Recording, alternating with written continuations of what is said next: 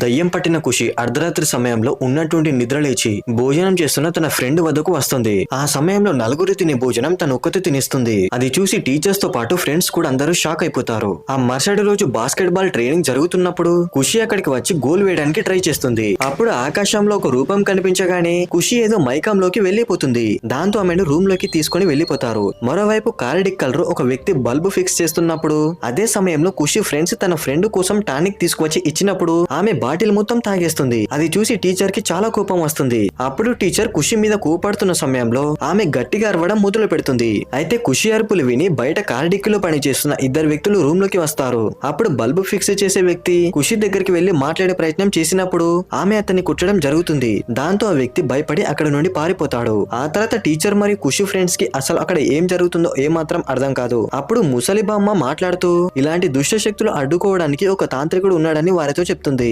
Video నచ్చితే like చేసి part 2 కావాలంటే కమెంట్ చేయండి ఫ్రెండ్స్.